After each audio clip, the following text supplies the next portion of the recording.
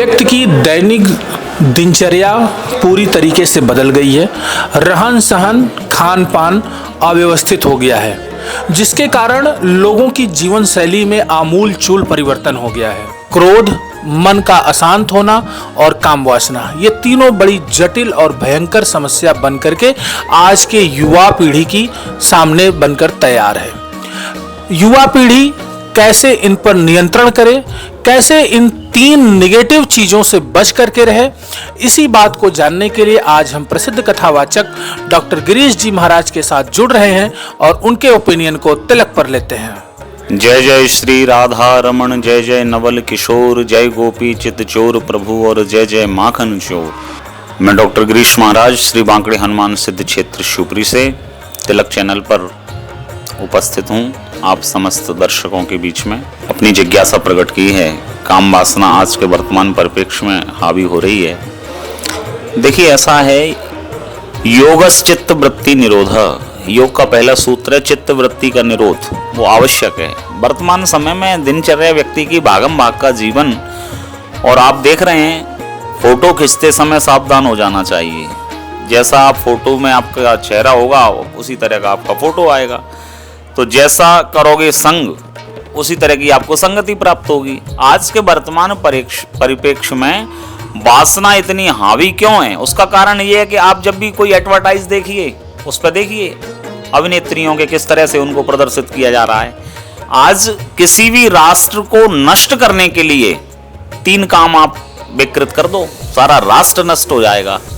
भाषा, खान पान और वेश। आज हमारी भाषा नष्ट हो चुकी है। हिंदी नहीं बोलना आता लोगों को, हिंदी लिखना नहीं आता लोगों के लिए।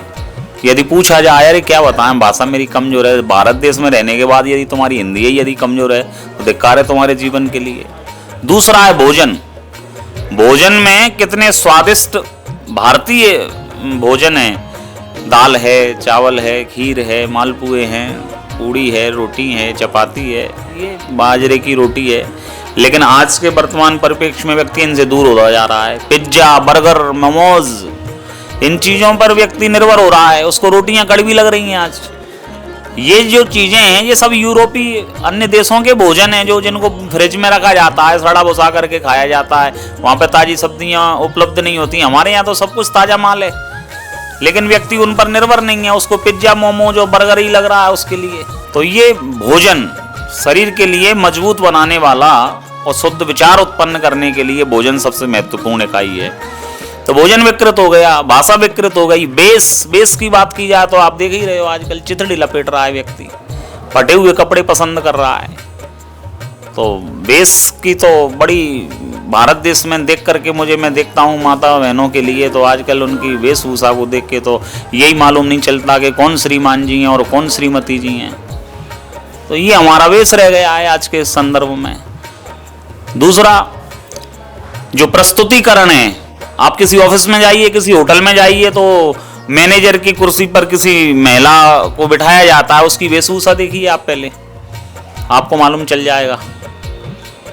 तो ये जो है वो सब विकृति की ओर जा रहा है। आप किसी एडवर्टाइज को देखो, सौंदर्य साबुन निरमा, हर दृष्टिकोण से वासना को हावी किया जा रहा है कि व्यक्ति काम वासना से उत्तेजित हो, उसके लिए ज्यादा प्रयास किया जा रहा है। उसको दूर करने का कोई प्रयास नहीं है।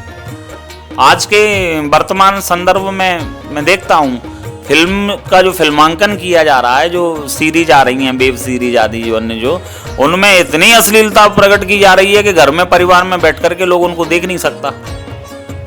तो जब व्यक्ति जो देखेगा व्यवहारिकता में वही वो करेगा। आज पिक्चरों में देखते हैं, टीवी में देखिए आप, कई जगह चौराहे पे देखो आप, पाश्चात्य हावी हो रहा है हमारे देश के ऊपर।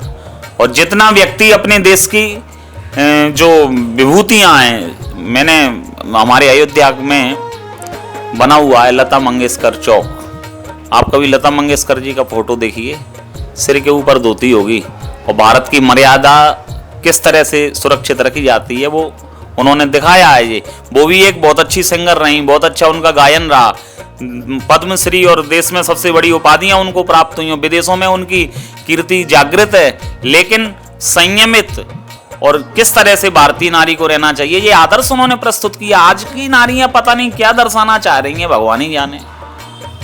इन ऐसे विभूतियों से, ऐसी मातृ शक्ति से आज की भारतीय नारियों के लिए सीख लेना चाहिए, और ये वासना के बवंडर में जो उड़ान भर रही हैं उससे वो उनको दूर होना चाहिए। और मैं तो यही कहूँगा कि मंदिरों में भी इस तरह का प्रतिबंध भी होना चाहिए कि भारतीय वेशभूषा, भारतीय परंपरा के अनुसार ही मंदिर में प्रवेश किया जाए। हम यजमान से पूजन कराते हैं तो सनातनी पद्धति में जो सनातनी जो वेशभूषा है, हिंदू रीति रिवाज के अनुसार उसे यजमान को धोती आदि वस्त्र से समलंकृत करके उसे पूजा अर्चना के लिए सम्मिलित किया जाता है। रही बात क्रोध की, तो जब वासना हावी होगी, अन्य जो विकार जब हावी होंगे तो क्रोध आना तो स्वाभाविक ही है। गीता में भगवान श्री कृष्ण ने उद्घोषणा की है कि क्रोधात् भवति सम्मोहात्, सम्मोहात् स्मृति विभ्रमा, स्मृति भ्रंशाम बुद्धिनाशो प्रणश्यति। जब क्रोध जब हावी हो जाता है तो फिर बुद्धि का नाश तो स्वतः बना ही हुआ है। तो मैं तो यही कहूँगा कि अपने वेश, भोजन और भाषा पर नियंत्रण और उसके ऊपर संतुलन बनाए रखें, ये मैं समस्त भारतीयों से कामना करता हूँ। पाश्चात्य को छोड़ करके सनातनी हिंदू, सनातनी संस्कृति का निर्वहन करें। जय जय श्री राम।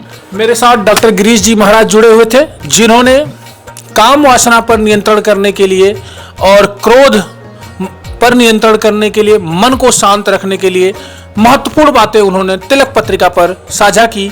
मैं देवेश पांडे, अयोध्या।